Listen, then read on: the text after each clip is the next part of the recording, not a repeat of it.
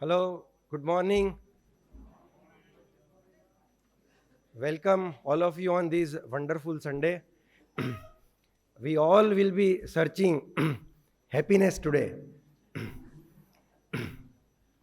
While coming here, I was thinking, what is the difference between joy, happiness, and bliss? I thought eating ice cream was joy. Going to Iceland was happiness because it is second happiest country in the world. But bliss, maybe uh, it's a it's something that we strive for, and probably we'll get all these answers through today's learnings from Deshmukh ji and all other speakers. I am very happy to say that today we have Dr. Sanjay Deshmukh with us, who is an academic thought leader and a professor of life sciences at University of Mumbai. He stands as a visionary in ecological economics. We all have seen mangroves growing on seashores. Instead of going through a very long introduction, I would like to say that Dr. Deshmukh's work throughout his professional journey has revolved around mangroves. He has made sure that organizations from 50 countries come together to ensure that we preserve mangroves for our mankind. You see, he must be getting happiness through his lifetime work on this. His research spanning 50 countries birthed a global network for mangrove conservation. We all should give a clap to him for such wonderful work, sir. He is the youngest ever full-time Vice Chancellor of Mumbai University. His reforms revolutionizing academia, directly benefiting millions of students, and his influence transcends accolades resonating at grassroots level, especially in India's coastal regions. In essence, Professor Deshmukh's transformative leadership and global influence position him as a trailblazer in academia, shaping scholarly discourse and advancing social well-being. And we have next with us Dr. Bharat C. Patel. Bharat Bhai is a doctorate in engineering science. He passed out from LD Engineering in 1968, and then for last 4 decades he has devoted his life at New Jersey. He served with distinction in various executive positions in New Jersey state government for 4 decades. He was instrumental in developing and implementing New Jersey's sustainable energy. You see, he took sustainable energy quite before time. Today we are all talking about sustainable, but he has been working on it for quite a long time. He also worked on commerce, economic policies and plans. In addition to publishing numerous policy papers and articles, he has served as an adjunct professor of electrical engineering at New Jersey Institute of Technology. Dr. Patel's intellectual journey led him to convergence of ancient Vedic wisdom. Sir, I am reminded we have a Mamta AMA Center for Wisdom, where only few months back we had Lama Guruji from Ladakh. And I remember it was organized by Mahendra Bhai's family. And I remember when he came, he spoke so little, but his words were very precious. And that's what is going to happen today. And there he said, for getting happiness in life, whenever calamity comes, you embrace it. It was really wonderful. That still rings in our mind, sir. And AMA is very fortunate to have such programs which offer so much so for the life management here. Yeah.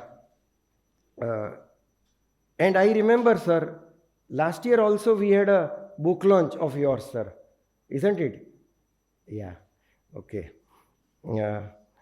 Inspired by revered luminaries like Adi Shankaracharya, Swami Vivekanand, and Dr. Radhakrishnan, he embarked on a quest to unearth the profound knowledge enshrined in ancient texts. Notably, his publications include Intent of Srimad Bhagavad Gita, A Path to Self-Realization. He has been guiding individuals on transformative journey of self-discovery and self-realization. An avid world traveler also. You see, during this journey, many of us travel throughout the world. But there is also a need to travel inside. Many call it Atma Siddhi, and many call it the other way. But today we will have a lot of things to learn from this session. I am very happy to share that we also have our very respected Kartikeya Sarabhai with us. He is an eminent environment educator and founder director of the Center for Environment Education, just 3 kilometers from here. He holds a tripos in natural science from Cambridge University, UK, and post-graduation in developmental communication from MIT, USA. I am very happy that we also have the pleasure of having Shri Kartikeya Sarabhai ji on Executive Council of AMA, where we get a lot of guidance from him.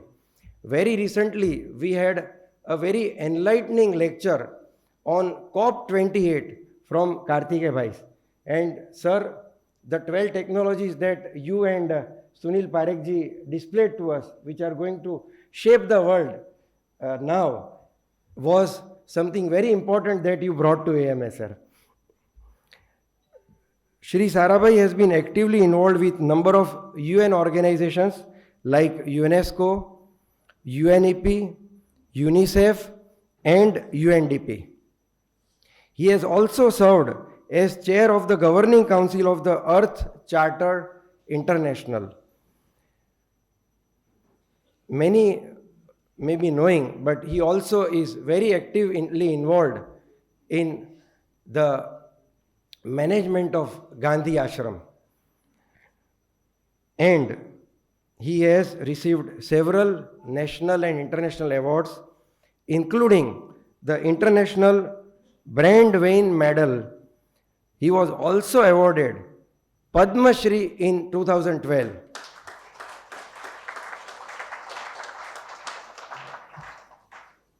And we also have a very renowned industrialist, Mahendra Bhai Patel.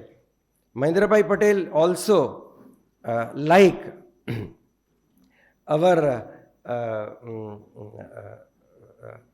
Rohit Bhai, is a past president of AMA and instrumental in bringing various wonderful programs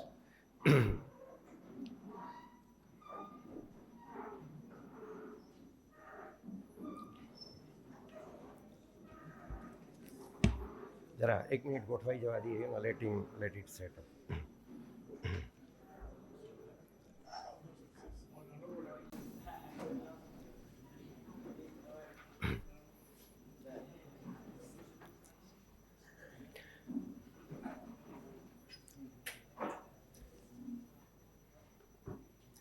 Mahendrabhai is a combination. You see, since 1975, he is into engineering manufacturing. He has brought technology to our country through about 12 collaborations from various foreign countries like UK, Germany, France, Italy, Spain, Japan, China, USA, Canada, and Sweden. So he is a combination, I would say, of technology and wisdom. Then we have our current president, Dr. Savan Godiawala, with us. He is a chartered accountant and a PhD also. A partner at Deloitte.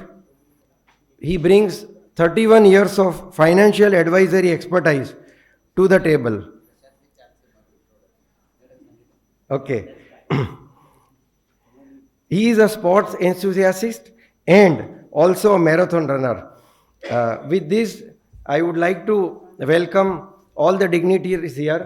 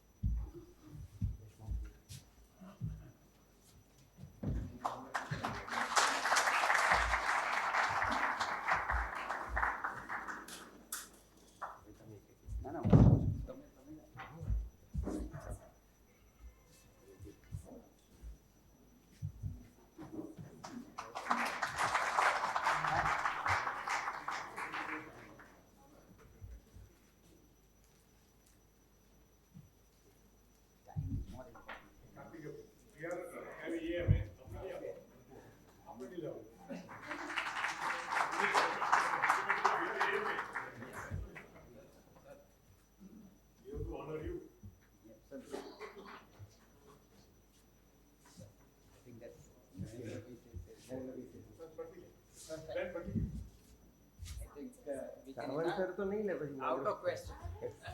चल बेटा गया. I am supposed to be giving. So we can invite Professor. Okay. Yes. Well, let us all get together for the book launch first, sir. Yeah.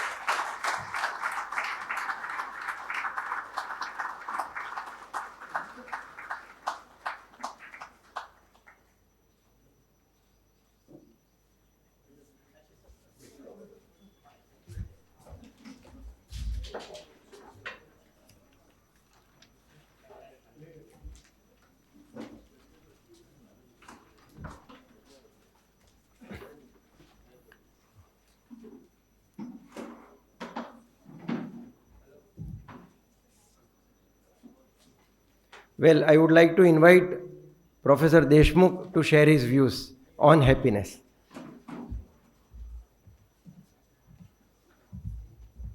There are some chairs here. If you are standing, you can come here. Chairs over here.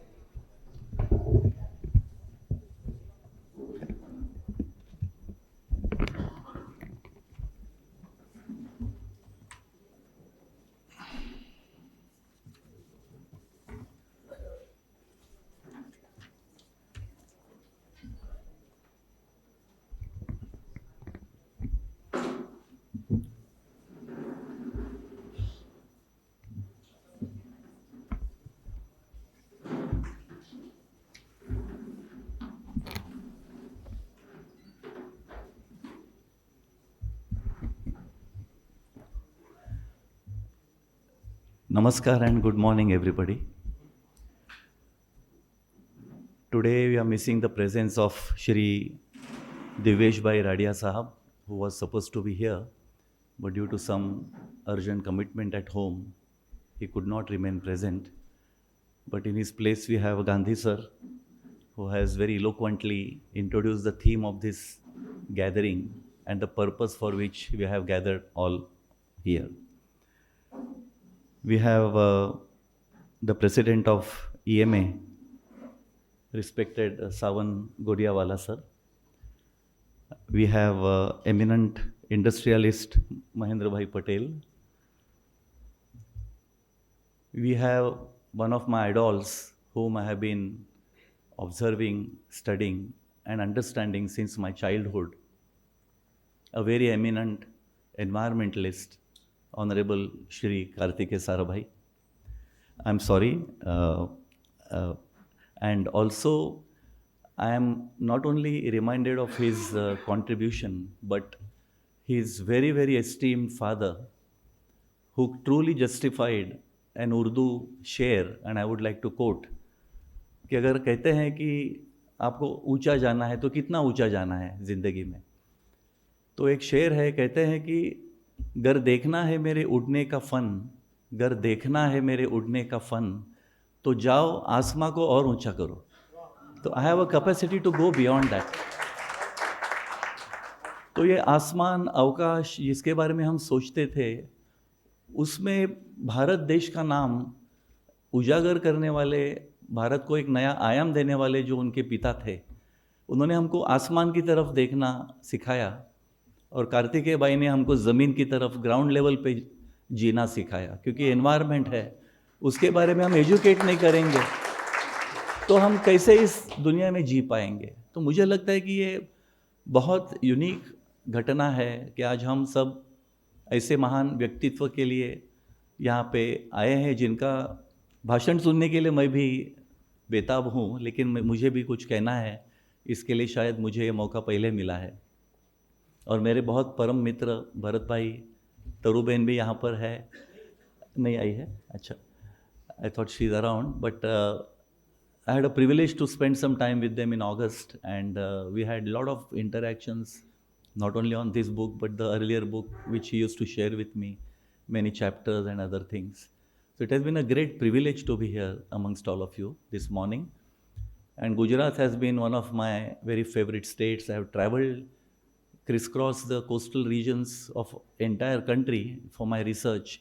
And Gujarat, with the longest coastline, was the most challenging but yet very, very enlightening experience for me to explore the coastal ecosystems and the dependency of people on these wonderful natural resources called mangroves. And with that, I got a chance to work with Dr. M.S. Swaminathan, who was recently posthumously conferred with Bharat Ratna. It was a great privilege to work with him. And I have grown with all these luminaries. Kartikeya Bhai, as I said, has been one of my idols. And I was very fortunate. I met several such idols at different stages of my life. And I looked at opportunity in every individual that interacted with me. And that is what I feel has given us a tremendous enrichment of life. Happiness के बारे में कहते थे कि what is happiness and what is freedom? बचपन में मेरे पिताजी कहते थे कि doing what you like is freedom. आज हम हैं, आपको हम जो भी करना है करना सिखा सकते हैं. पिताजी कहते थे doing what you like is freedom, but liking what you do is happiness. And that is what I think is the crux of the book that Bharat Bhai has so meticulously written. And I went through pages day after day, and I didn't know, when he told me that I should be writing a foreword, I couldn't resist but write a huge essay kind of a thing, where foreword has to be not more than about 900 words or so. But I also feel very privileged that I got the opportunity, thanks to Bharat Bhai's vision. He felt that my foreword, which was very, very extensive, he gave me place in his own book as the last chapter of his book.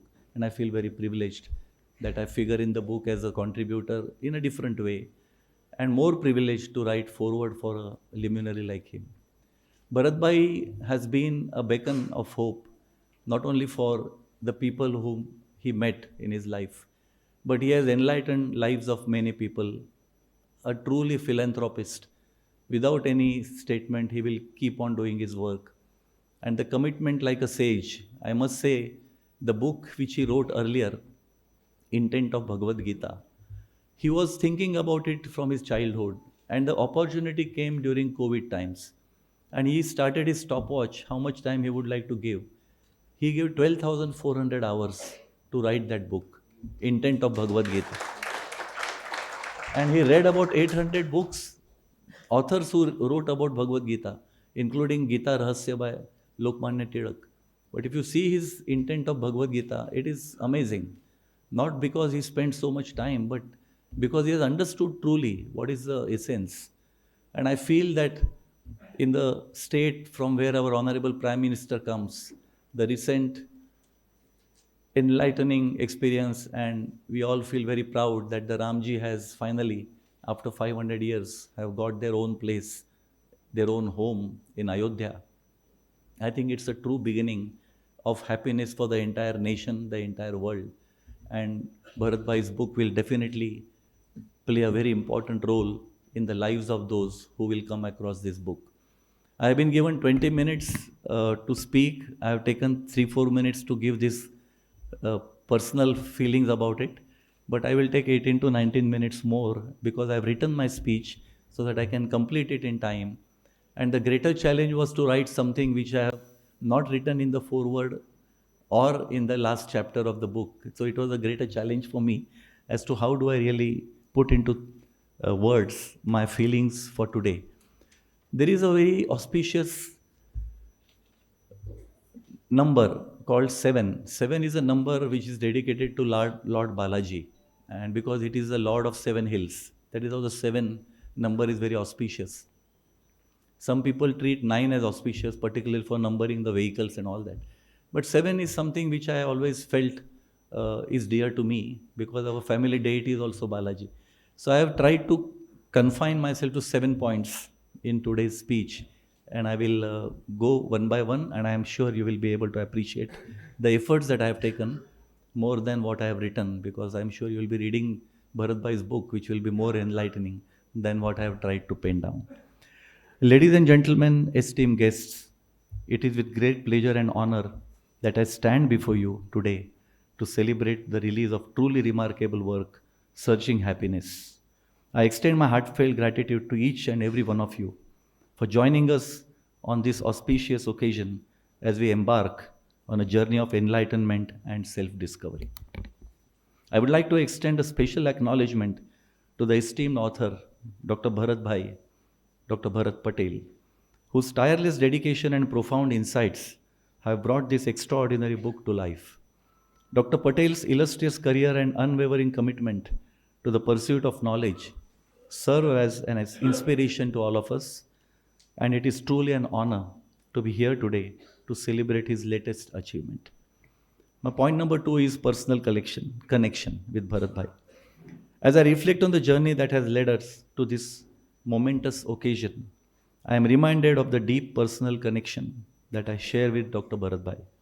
Over the years, I have had the privilege of witnessing firsthand his passion for learning and his unwavering dedication to serving others. His boundless curiosity and relentless pursuit of truth have left an indelible mark on all who have had the privilege to knowing him. I have had the pleasure of engaging in countless conversations over telephone during days and nights and adjusting the timings of India and US with Bharat Bhai, each one leaving me with a renewed sense of wonder and admiration for his intellect and insight. It is through these interactions that I have come to truly appreciate the depth of his wisdom and the profound impact and his work has had on countless lives. My point number 3 is overview of book. In the sacred journey of self-discovery, Dr. Bharat Bhai has embarked upon a noble quest, a quest to illuminate the path to happiness and self-realization through the timeless wisdom of the ancient scriptures. As we delve into the depth of his magnum opus, Searching Happiness, we are all called to contemplate the profound insights that have been meticulously woven into its pages, a diversity of spiritual truths that resonate with the eternal teachings of the Vedas and Upanishads. Dr. Patel's journey began long ago, nurtured by a deep reverence for the sacred text of the Hindu tradition. Having immersed himself in the study of the Upanishads and the Bhagavad Gita for over 6 decades, he has cultivated a unique depth of learning and discernment, a depth that is evident in the profound insights that permeate his writings. In crafting Searching for Happiness, Dr. Bharat Bhai draws upon a wealth of knowledge and experience generated through a lifetime of spiritual inquiry and scholarly pursuit.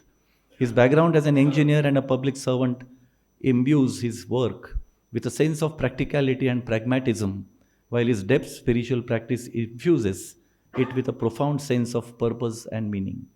The structure of the book, as reflected in its index page, bears witness to Dr. Patel's keen understanding of the human psyche and the perennial questions that lie at its core.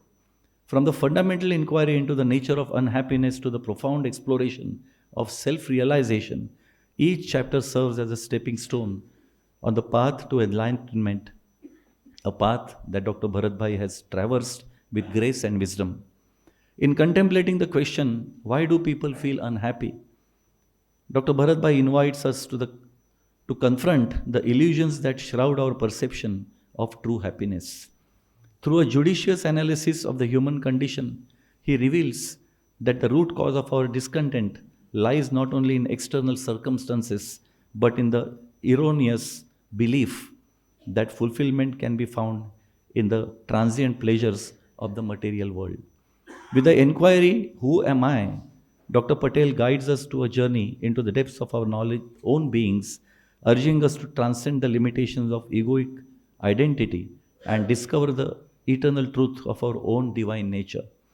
Through the discerning gaze of discriminative attributes, he unveils the timeless essence that lies at the heart of the cosmos, a truth that transcends the ephemeral fluctuations of the mortal realm and embraces the infinite expanse to consciousness itself.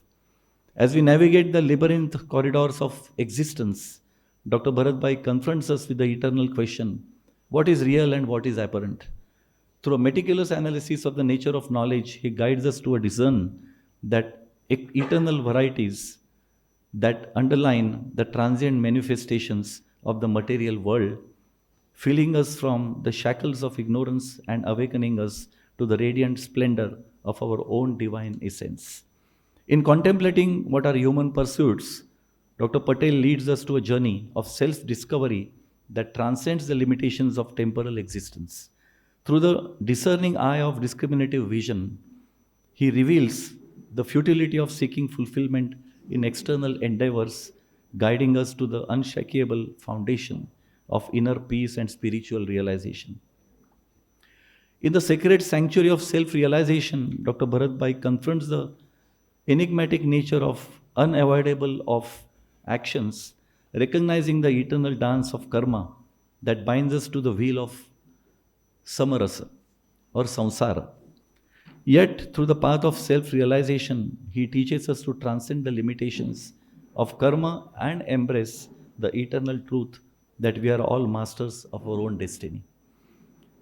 The luminous presence of universal prayer. In this prayer, Dr. Bharat Bhai invites us to commune with the divine essence that animates all of existence, recognizing that the true characteristics of self-realized person are not measured by worldly standards, but by the depth of their spiritual realization and the radiance of their inner light. My point number 4 is reflections on Bharat Bhai's writings. As I looked into the pages of Searching Happiness, I was struck by Bharat Bhai's masterful writing style and his ability to convey complex ideas with clarity and precision. His prose is both eloquent and accessible, drawing the reader in its lyrical beauty and profound insight. Throughout the book, Bharat Bhai's deep reverence for sacred texts of Hindu tradition shines through as he skillfully weaves together the teachings of Upanishads and the Bhagavad Gita with his own unique perspective and interpretation. His writing is imbued with a sense of reverence and awe for the mysteries of existence, inviting the reader to join him on the journey of exploration and discovery. In connecting the book's themes to the broader societal issues and values, Dr. Patel challenges us to confront the illusions that bind us and embrace the eternal truths that set us free. His words serve as a powerful reminder of the interconnectedness of all things and importance of living the life in harmony with the natural world. My point number 5 is connection to larger themes. In the vast landscapes of contemporary literature exploring the complexities of human condition, Bharat Bhai's magnum opus, The Means to Search of Happiness, emerges as a beacon of enlightenment, offering profound insights and practical wisdom for navigating the challenges of the 21st century world. Through his meticulous examination of the intricacies of human emotions, identity, and consciousness, this groundbreaking work transcends the limitations of conventional wisdom, offering a holistic approach to attaining sustainability of mind, body, and the universe. Unlike many of his contemporaries who merely scratch the surface of human discontentment, Bharat Bhai delves deep into the root causes of unhappiness in the modern world. In the opening chapters of his book, he invites readers to confront the complexities of human emotions and the underlying factors that contribute to our sense of discontentment. Bharat Bhai lays the groundwork for a transformative journey of self-discovery in his book, the one that leads profound understanding of our true nature and purpose in life. As all of us readers would navigate through the pages of In the Means to Search Happiness, we will be invited to question the nature of reality and the illusions of perception that often cloud our judgment. By uncovering the ultimate truth that lies beyond the veil of appearances, Bharat Bhai challenges the readers to transcend their limited understanding of the world and embrace a deeper, more profound perspective of life. Moreover, Bharat Bhai's exploration of knowledge and its transformative power in our lives offers valuable insights into the nature of wisdom and understanding. By probing the depths of human knowledge, he encourages readers to cultivate the thirst of lifelong learning and personal growth, a pursuit that is essential for navigating the complexities of the modern world. One of the most compelling aspects of Bharat Bhai's work in his exploration of the interconnectedness of all living beings and the constituent attributes of the kingdom of nature. By immersing readers in the beauty of complexity and the natural world, he highlights the profound interconnectedness of all living beings, a realization that has profound implications of our understanding of sustainability and harmony of the universe. My sixth point is word of encouragement. I don't really need to encourage Bharat Bhai. In fact, we are all enlightened by his writings and by his very presence. If anyone asks me what are the important learnings from Dr. Patel's book, then my reaction to that would be as follows. Chapter 1, Why Do People Feel Unhappy? In this opening chapter, we delve into the intricacies of human emotions and the underlying causes of discontent in the modern world. The chapter number 2, explore the depths of identity and consciousness, unraveling the enigma of self-awareness and the eternal quest of learning. Chapter 3, discriminative attributes used to describe the self, journey into the realm of introspection, examining the facets of self and discerning qualities that define our existence. Chapter number 4, what is real and what is apparent, navigates through the illusions of perceptions and uncover the ultimate truth that lies beyond the veil of appearances. The 5th chapter, titled What is Knowledge, probes the depth of wisdom and understanding, exploring the nature of knowledge and its transformative power in our lives. Chapter number 6, what are the constituent attributes of the kingdom of nature? They immerse yourself in the beauty and complexity of the natural world, discovering the interconnectedness of all living beings. Chapter number 7, what are human pursuits? Reflects on the myriad endeavors that shape our lives, from the pursuit of material wealth to the quest of spiritual enlightenment. Chapter number 8, unavoidability of actions, contemplates the eternal dance of karma and the inevitability of our actions as we navigate the intricacies of our course and causes and effect.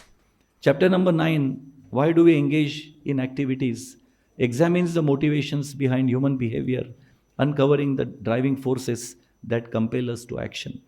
Chapter number 10, What is the Real Bondage, explores the chains that binds us to the cycle of birth and death, seeking liberation from the shackles of earthly existence. Chapter number 11, What is the Cause of Discriminatory Vision, delves into the origins of discriminant and insight. Delves into the origins of discernment and insight, unraveling the mysteries of perception and understanding. Chapter number 12, What is the Root of Doership, investigates the nature of agency and responsibility, exploring the source of our actions and intentions. Chapter number 13, Path of Self-Realization, embarks on a transformative journey of self-discovery, following the path laid out by the ancient sages and seers. Chapter number 14, Pursuing the Fault of Impurity, cleanses the soul and its impurities and attachments, cleaning the way for truly spiritual realization.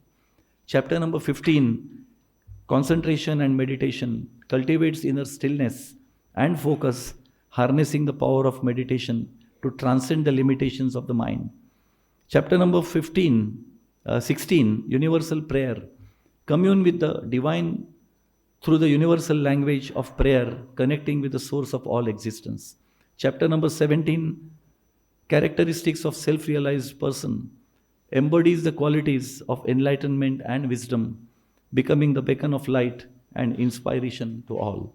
And finally, the chapter number 18, Self-Evaluation, reflects on your journey of self-discovery, assessing your progress and reaffirming your commitment to spiritual growth. In this meticulously crafted exploration of the human experience, Bharat Bhai invites us to embark on a journey of self-discovery and transformation, guided by the timeless wisdom of the ages.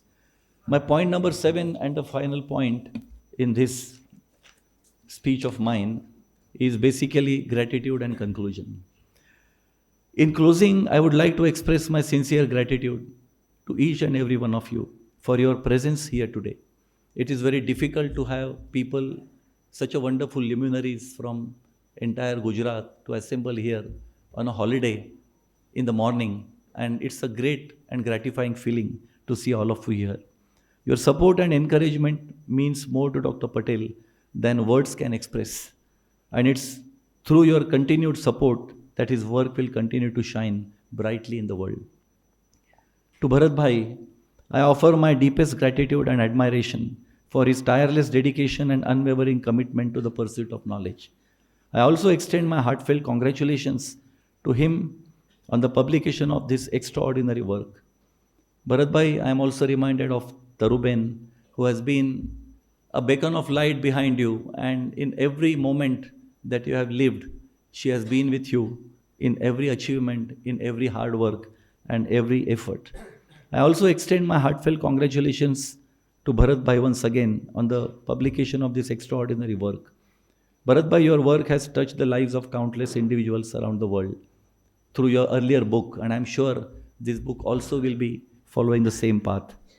And I have no doubt that Searching Happiness will continue to inspire and uplift the generations to come. Dear friends, as we celebrate the release of Searching Happiness, let us not forget the power of literature to inspire, to uplift, and to transform. May this book serve as a beacon of hope and a source of inspiration to all who seek truth, wisdom, and happiness in their lives. Thank you very much for your patient listening. Jai Hind.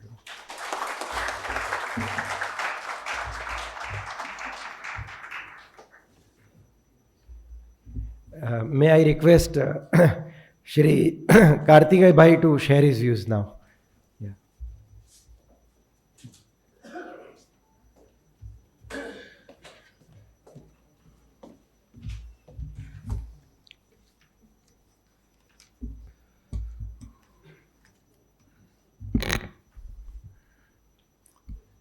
Bharat, I'm not used to calling you Bharat Bhai as a school friend. Shri Deshmukh and all the luminaries on the dais and all people here. I see several friends and colleagues from the days when we were all in college together. And in that sense, it is no surprise when someone says Bharat spent so many hours writing a book, or that he went into this sort of depth in terms of reading 800 books or going into it. Because that is the Bharat one is known. All those who have known him at that time, his studiousness, his going to detail. But even in those days, when we were together in St. Xavier's College, our talks would of course be on physics and mathematics and whatever subjects we are doing. But the greater number of conversations we must have had is on Upanishads, the Gita, and various ethical concepts. And just between us, just arguing for 1 hour on the phone in those days, just trying to get some clarity on what was this, what is this wisdom, and what is this search. And in a sense, the great thing about Indian Hindu thought is the continuous search, continuous searching process. It's not that you arrive. All our sages are still searching, and we will search. And I think this book takes us further on that journey, on a topic which is so fundamental as happiness.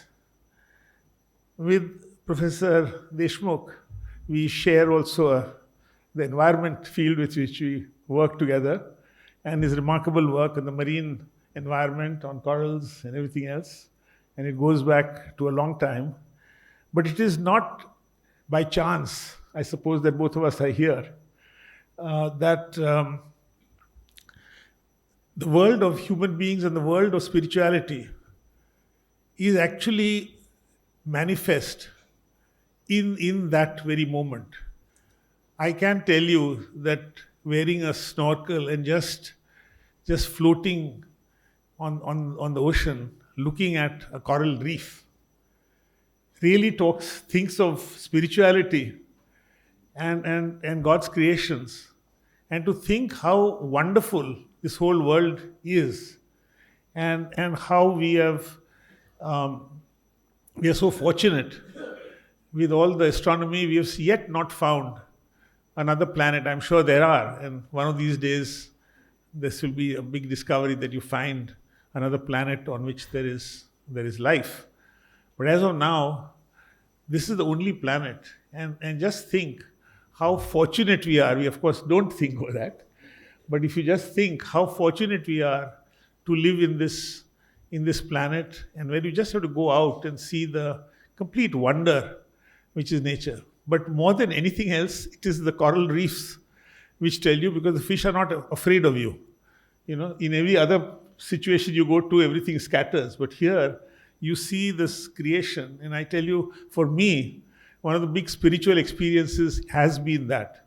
And Mr. Deshmukh, we share that, and the fact that you preserve that. You know, happiness is not an easy concept to deal with. As Prashant was saying, there is joy and there is happiness and bliss, and these lines, of course, merge into one another.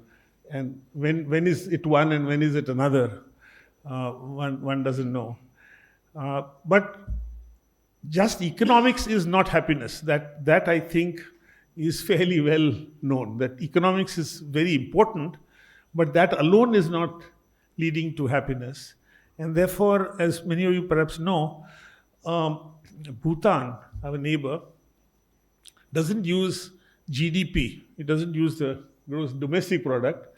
It tried to say that this concept, can I have a gross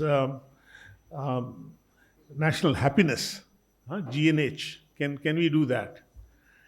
And in that preamble of that, they write, and it's relevant to this discussion we were just having, that happiness of human beings is not seen as separate from the well-being of other life forms, and equals diversity and resilience, and in fact caring for the planet. So So the word happiness is whose? Can I be happy if my neighbor is not? In whatever sense I say, can I feel happy if the next person, let alone the next species, that is another issue. But is there happiness? Or does happiness necessarily have to embrace uh, not only me but a larger one?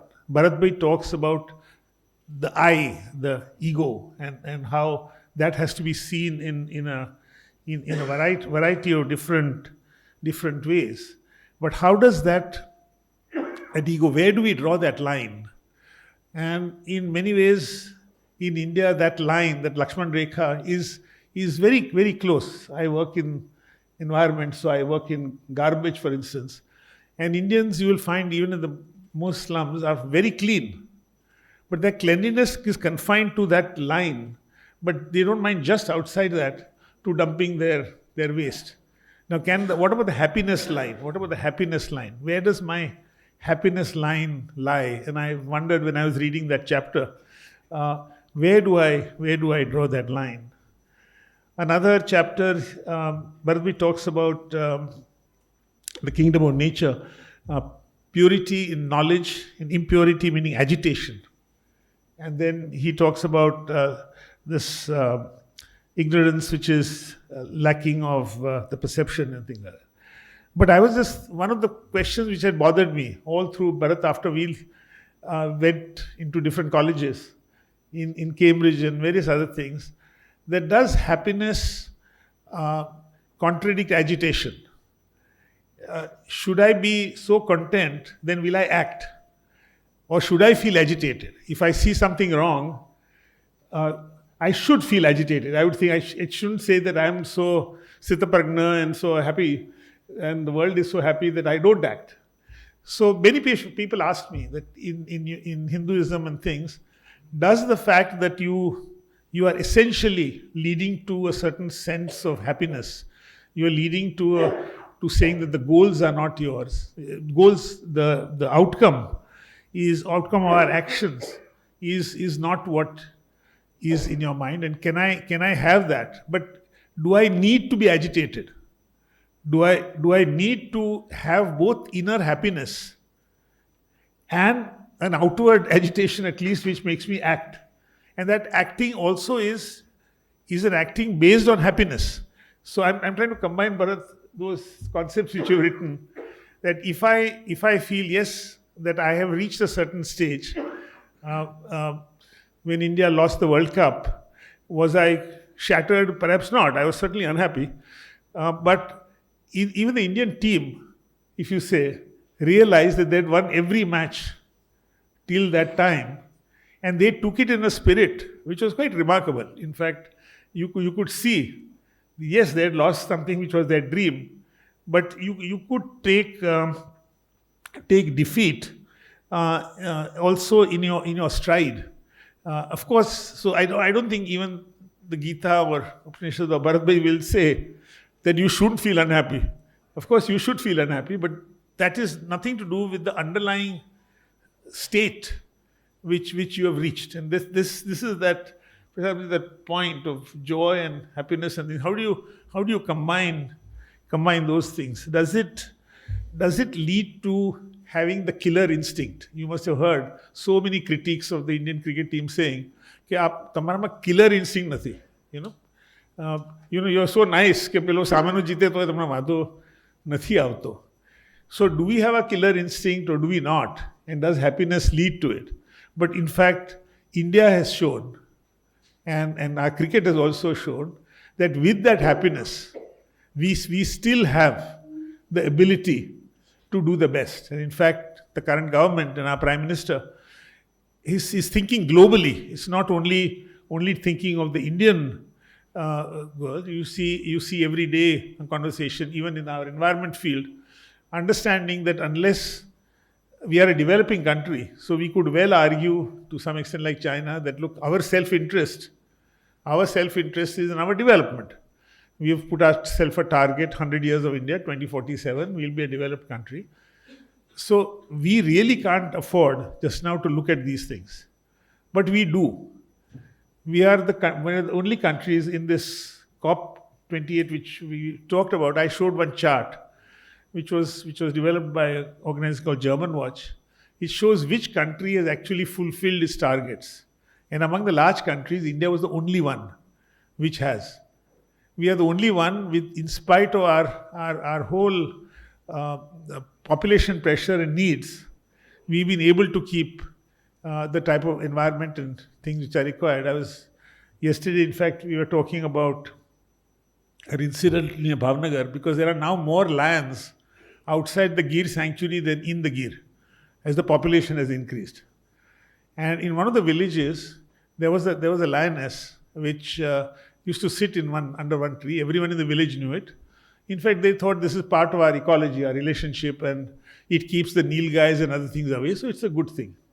But there was this one guy, one young person, who had got his friends over from Mumbai, and he wanted to show off how he has this lioness. So he goes there, and of course lionesses are not, unlike the fish, they are not acting. They are lying down and, nothing happens. So he takes stones and pebbles and throws them at that lioness. And of course the lioness gets up and this person tries to climb a tree, but it is too late. He dies. His friend, poor chap, the Bombay friend, is shivering in the tree when the villagers come. But the story is what happens afterwards, that in any other country in the world, irrespective of whose fault it is, that animal would have been killed. In India, the villagers themselves says ke pela no akato. You know akato, and aplo akato. Now that is quite remarkable in a country. And if you ask people, so our connect with nature is very ancient. A lot of this wisdom has not come from reading books. Books are available now. Bharat, you and I can have 800 books. But those sages probably had only the natural elements from which they had to learn. Sitting in snowy conditions, through yoga, having their body behave in such a way that we cannot. I often say that if you take mine or perhaps your phone, Jainil, we only know perhaps 3 or 4% of the functions of that phone. We think we have got and we buy a new phone with even more capabilities, but we don't know how to. We are happy with this.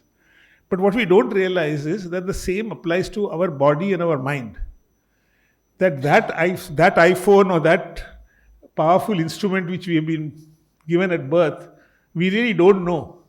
And what the yogis did was to find powers which are completely unusual. There's a whole lot of things which you just cannot explain. And I say, for instance, does this room have music? Does this have, say, Beethoven's symphony? And of course, we'll say, no, it does not have it. And then, does this little instrument have it? No, it doesn't have it. But if it's a radio and I tune in, I'm getting it. So, not everything is perceived by us. And what humans are perceiving is such a small sliver of what there is. And our existence is very small. And so, that nature thing is humbling. And that humbling gives you joy. It gives you joy at the fact that I was chosen to be on this planet. I was chosen to have a life, and I've done this.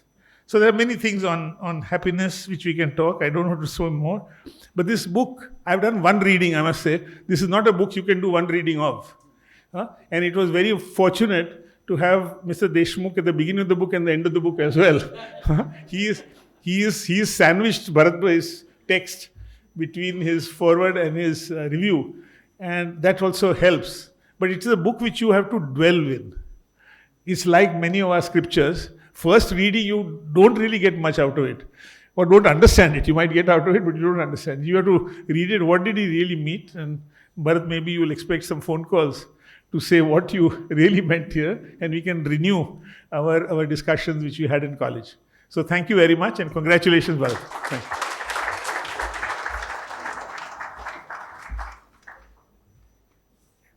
Yeah, very enlightening views, sir. Yeah.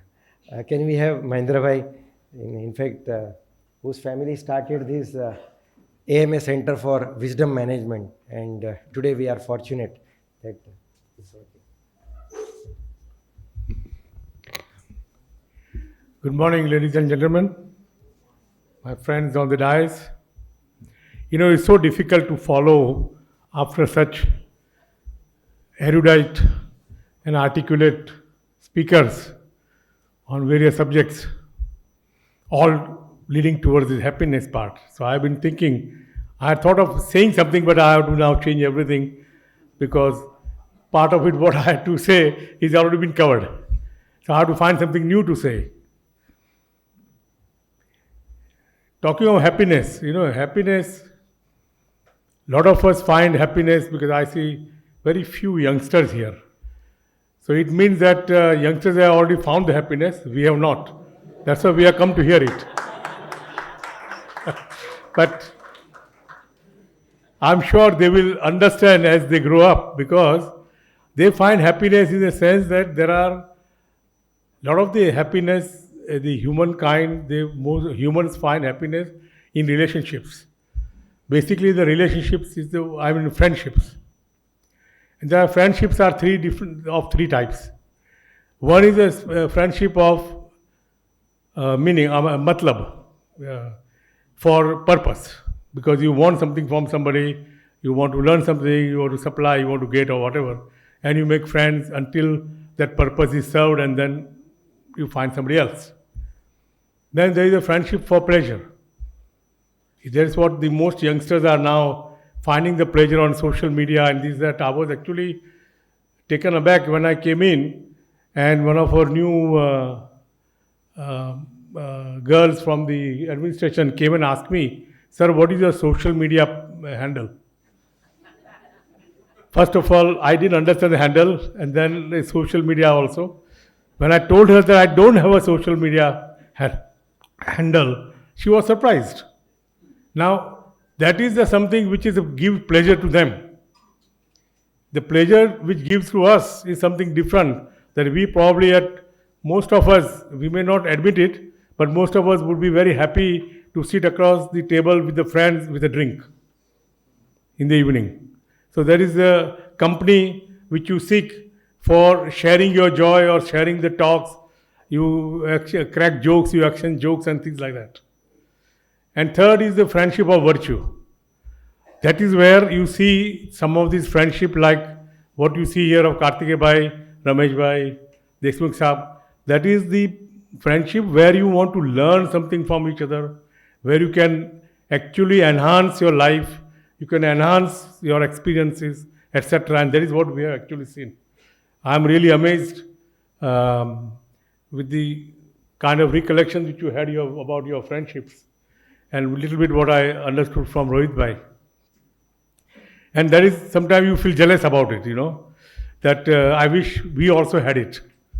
Because not everybody can say the same thing about this kind of a friendship of virtue. Think about it. Are we, and this is what I would like the youngsters or the younger generation to now think beyond the social media, that are you going to ever develop a friendship of virtue which will enrich your life, which will benefit you? So I will not take it too long. I just wanted to end with a couple of sayings, which is actually, I wrote it down and it's so applicable. Is that, you know, the Santayana is a poet in 1949.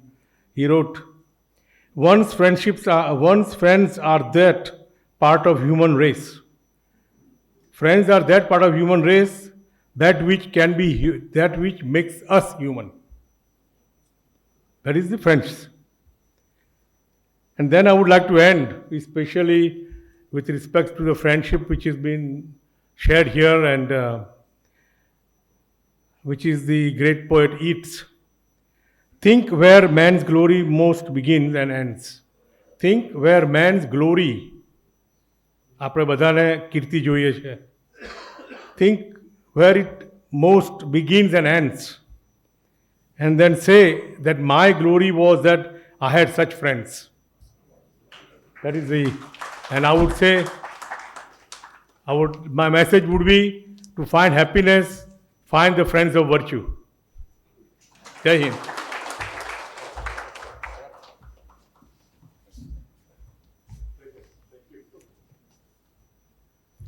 Mahendra bhai, we are taking back home a great thing, the thing that you said last. Can we have our President Savan bhai now?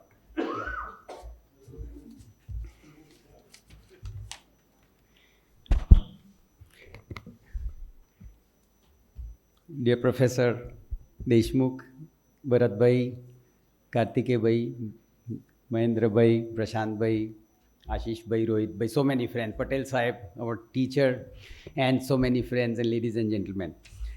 First of all, absolutely, I would say we are grateful, thankful as AMA to have this launch, this opportunity to launch this book. And I have gone through the book once and again twice.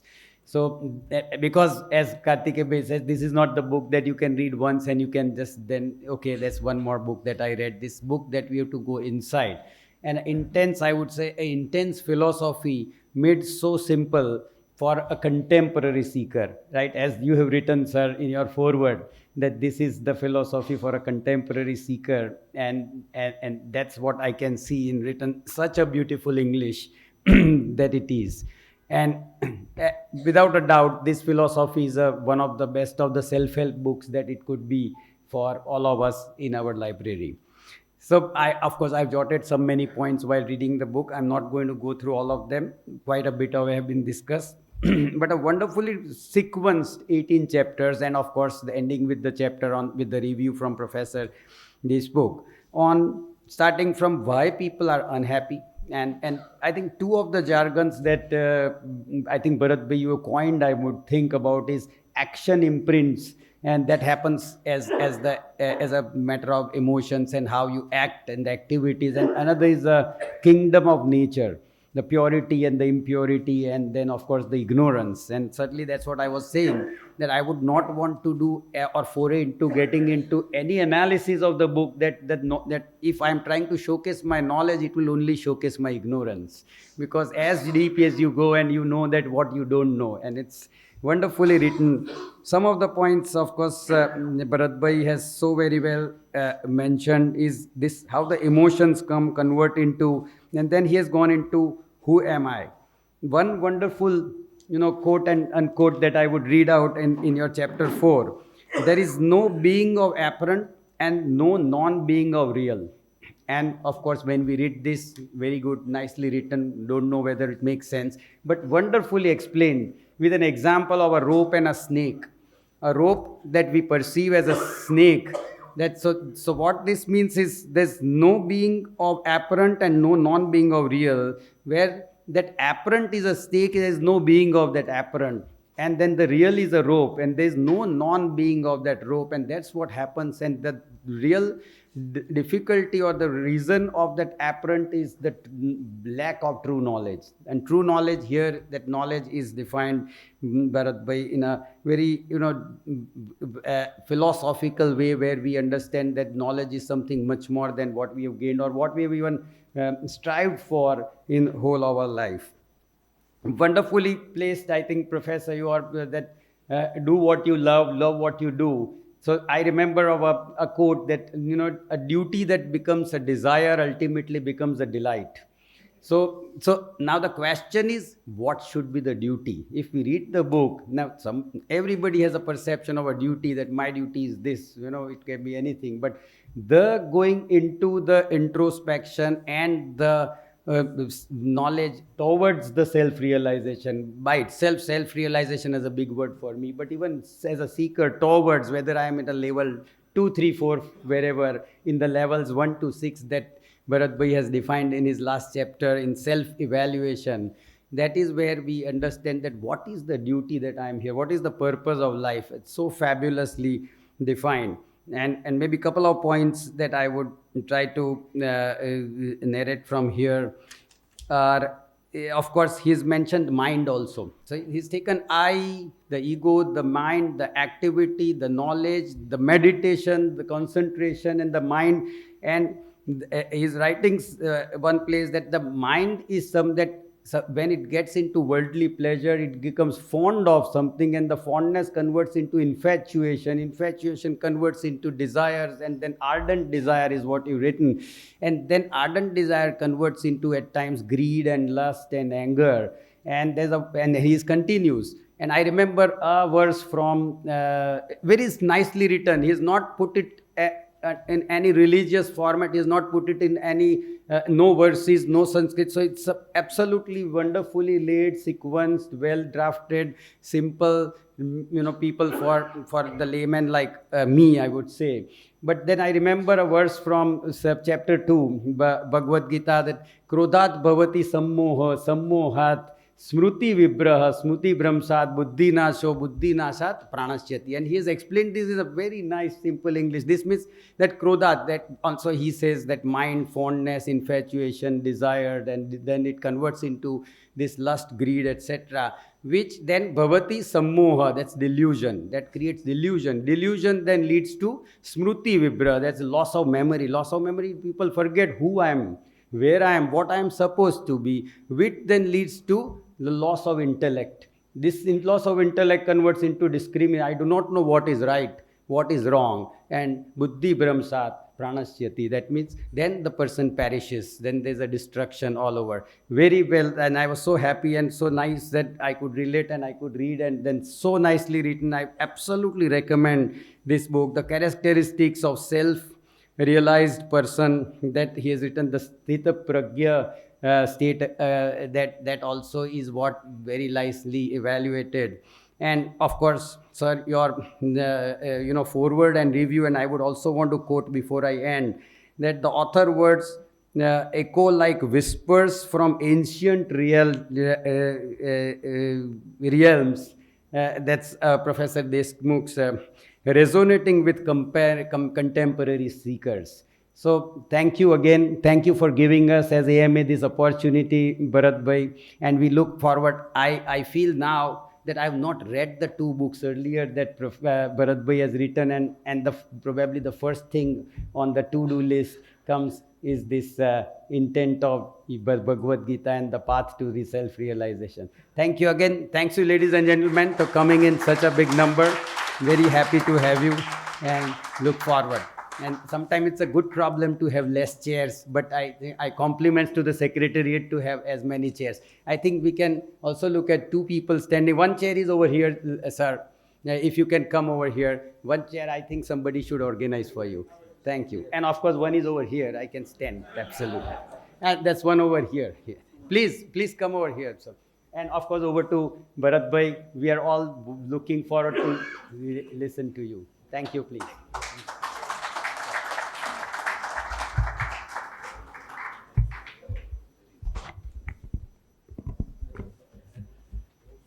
Good morning.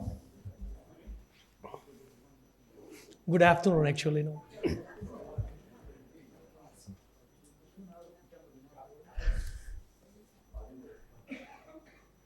Respected Mr. Gandhi, respected Vice Chancellor Dr. Deshmukh, respected Padma Shri Kartikeya Sarabhai, respected Sri Mahendra Bhai, respected Dr. Kudiyawala, friends, family, well-wishers, and I'm going to add one, seekers of happiness.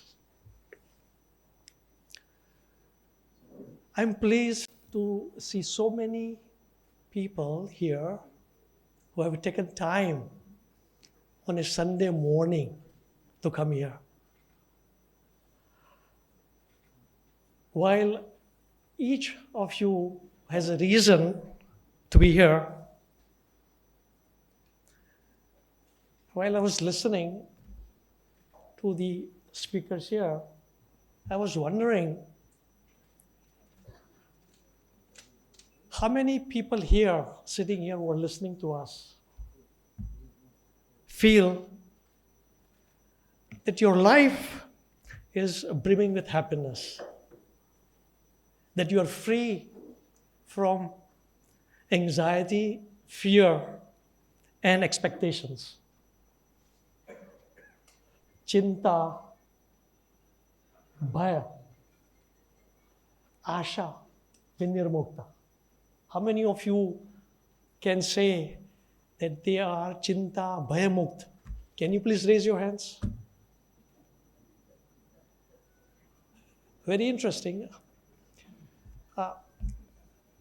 Most of the people here I've seen did not raise their hands. Only a few enlightened people raised their hands,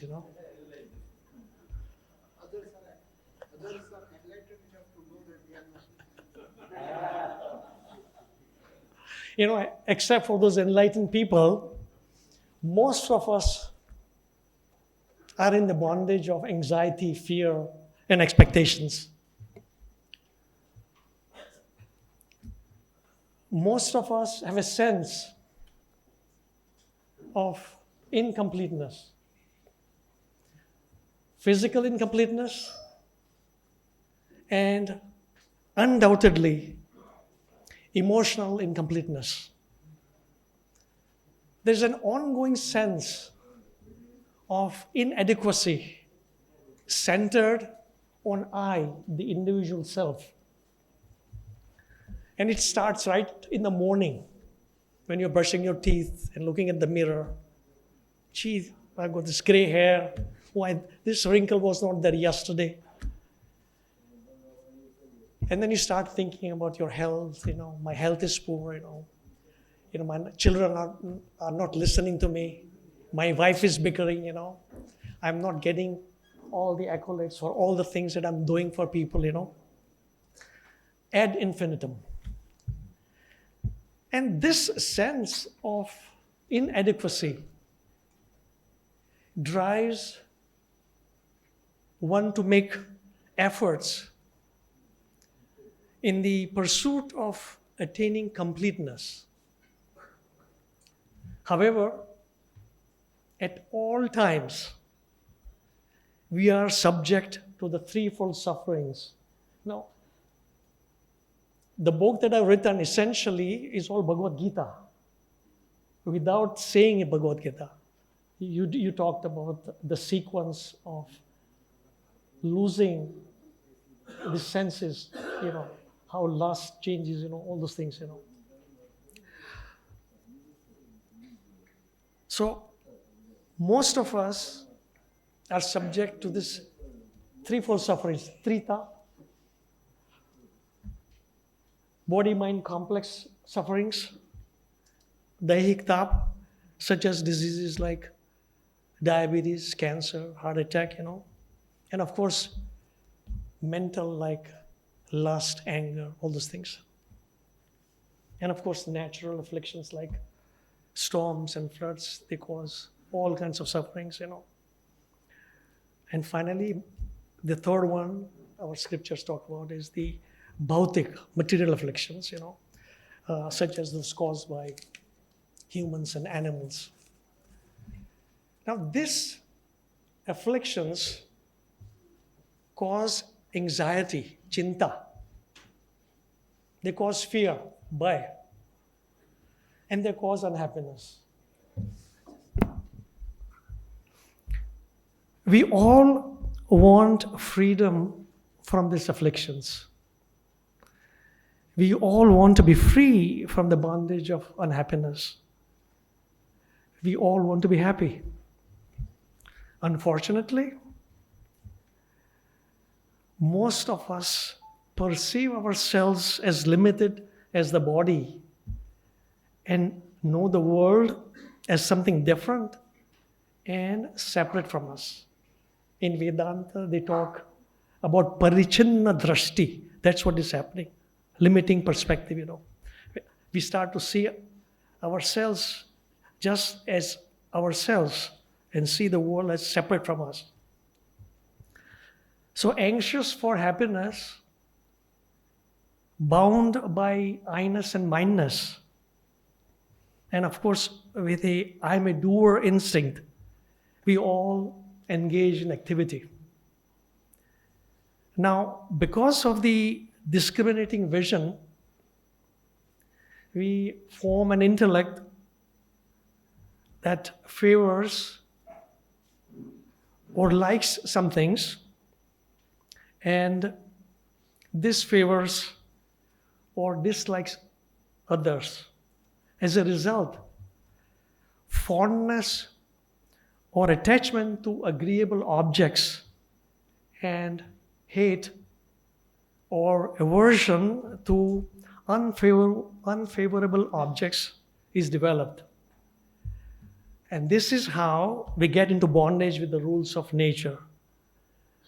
Though we have the freedom to act, the consequences of our actions are not in our hands. All our efforts to be happy do not necessarily make us happy. Only when the outcome of the effort is positive and meets our expectations, happiness manifests. However, if the outcomes are negative and contrary to our expectations, naturally unhappiness manifests.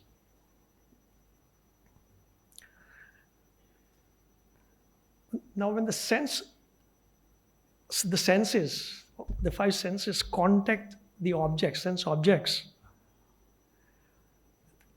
all these dualities are formed: happiness, unhappiness, pleasure, pain, heat, cold. The sense objects, being born and have, because they are with the property of birth and are perishable, the impacts of the observation of the senses to the external world is also with birth and death. In other words, they are short-lived. They are transient and do not last. Now we can, as somebody talked about ice cream, one can savor or taste eating ice cream, maybe 1 scoop or 2 scoops. However, if we are gorging on ice cream, we are surely going to upset our stomach. So material enjoyments, they just offer a glimpse of the real bliss. Just like a mirror to see one's face. Anything that gives us a glimpse of real bliss, one will embrace and hold it tight to one's chest. However, when it is no longer suitable to see one's face or useful to us, it is going to be discarded. As long as things are coated with happiness and I-ness-ridden sense, and can allow us to provide a glimpse of real happiness, they are embraced. However, as soon as the coating of happiness and the I-ness-ridden sense disappears, these things are immediately discarded. Therefore, continuing to search for lasting happiness in the objects of senses is vacuous. So, accordingly, our search has to be redirected away from external sense objects. But where should we be looking for it? Now, most of us cognize the I as the body-mind complex. Now, at the outset, it appears rational. But is it real? Is it correct?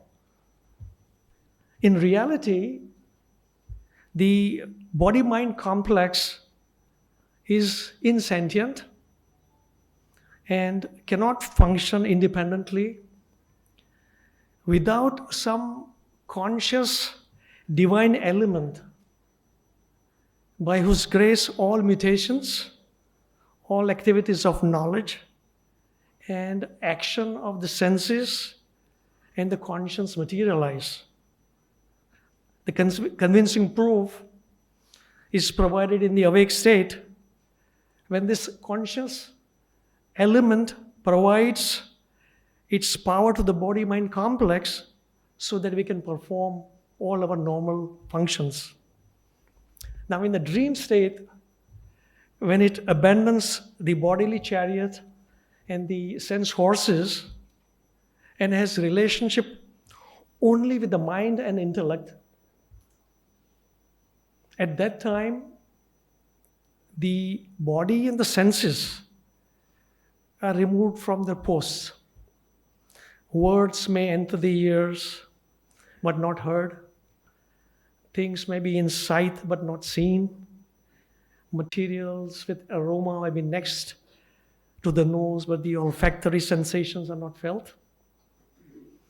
And when it abandons the mind and the intellect in the deep sleep, there is neither any resolve nor variant of the mind nor discrimination of the intellect. Only because of the divine conscious element within us, we are all aware of our existence and the existence of everything around us. It is the same element in every entity, irrespective of caste, creed, color, faith, nationality. It's the same element whether one is a Christian, a Jew, a Muslim, a Buddhist, a Jain, a Hindu. In all living beings, the conscious element exists as the knower seer, completely disassociated from any doership and enjoyership of the individual. The one we commonly know as Jivatma, the individual's self, soul, spirit, is the divine conscious element that, due to ignorance, has acquired oneness with the body complex.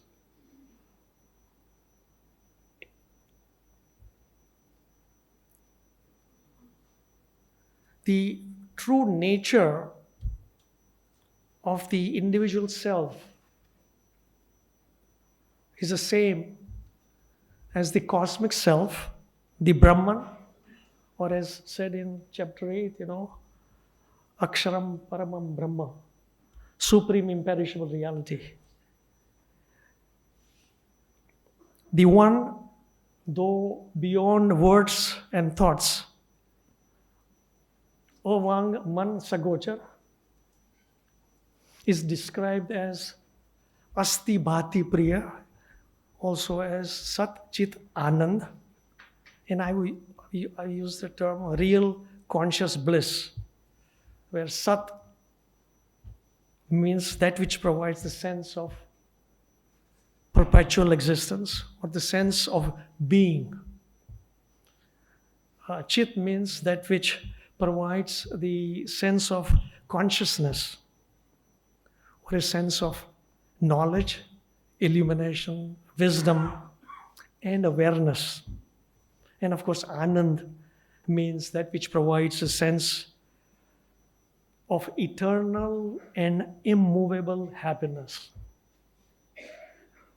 Now, just as there is no distinction between the space enclosed in a pot and the pervasive space, and upon the destruction of the pot is only the pervasive space, there is no distinction between the pure individual self, the Shuddha Atma, and the supreme imperishable reality. Even though the bliss form cosmic self is not separate from the individual self or jiv. It is abhinna and is ever attained. It is nitya prapta. We perceive non-attainment and separateness, which is because of the limited vision, parichinna drashti. So why do we perceive non-attainment and separateness? scriptures have talked about the reasons. And the three reasons are because of the three faults that exist in our consciences.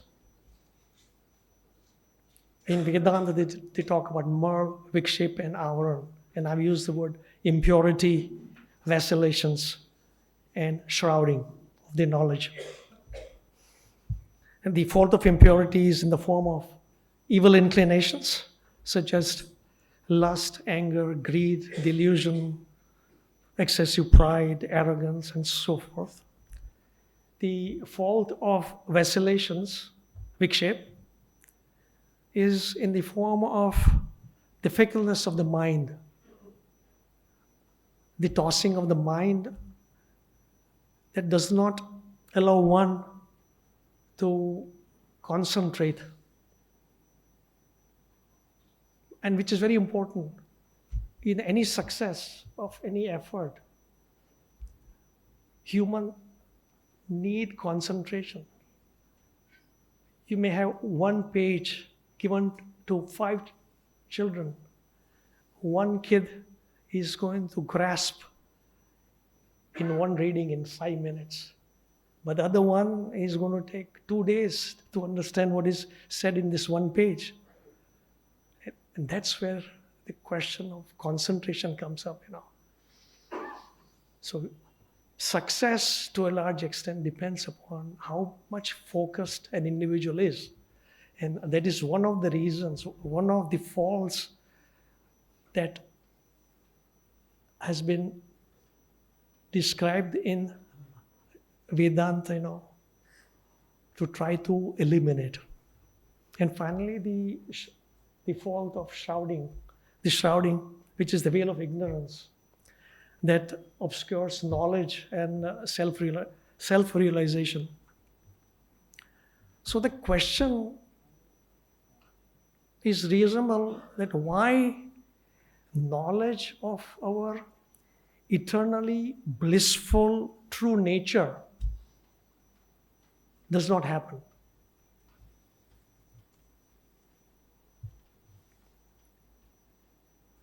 Everybody knows in general that our true nature is Satchidanand, it's pure bliss, but why do individuals do not realize that? And as I said, the root obstacle is ignorance. However, secondary barriers must be removed before we can tackle the root. Before we can tackle ignorance, we need to get rid of the secondary barriers. If you are a diabetic patient and you need to get surgery, the surgeons are not going to take you and start cutting you up. The first thing they're going to do is make sure your blood pressure and your sugar and all these vital signs are normalized. So I think the same thing applies, Direct knowledge is not acquired until one acquires fitness for knowledge. And fitness of direct knowledge is not acquired until one's conscience becomes pure and one can concentrate the mind and meditate on the self. It is then only that one can situate with oneness in the self. And of course, upon situating with oneness in the self, one attains eternal, immovable happiness and complete removal of unhappiness. Reaching such a stage, all actions performed by such a realized person, a person of stable wisdom, Sita Prajna, all actions do not become cause for fruit. Such a sage of stable wisdom attains perfection of actionlessness. And the term they use in Vedanta is Naishkarmya Siddhi,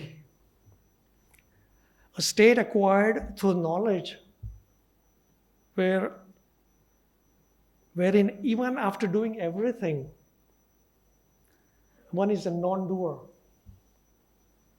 or indeed not doing anything. And one does not come into the bondage of actions and is always at peace within, is content in the self and rejoices in the self. So that is in essence the ultimate goal of achieving the happiness. So most of the discussion that I have in the book essentially is Bhagavad Gita, written so that the Western world can understand the philosophy that has been espoused thousands of years ago. Before I conclude, I want to thank Vice Chancellor Sanjay Deshmukh, Padma Shri Kartikeya Sarabhai, Shri Mahendra Bhai, Dr. Godiawala, Shri Gandhi, and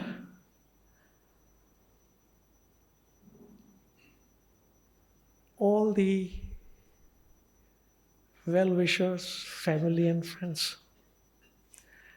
I want to take this opportunity to thank the AMA for their wholehearted support in hosting this book launch event.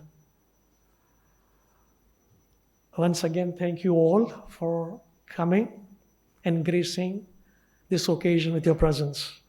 I remain indebted to you all. Thank you very much.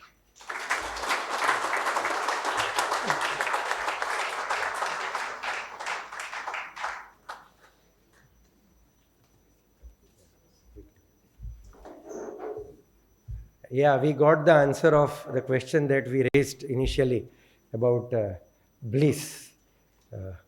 And listening from the horse's mouth is really a pleasure, and it goes within.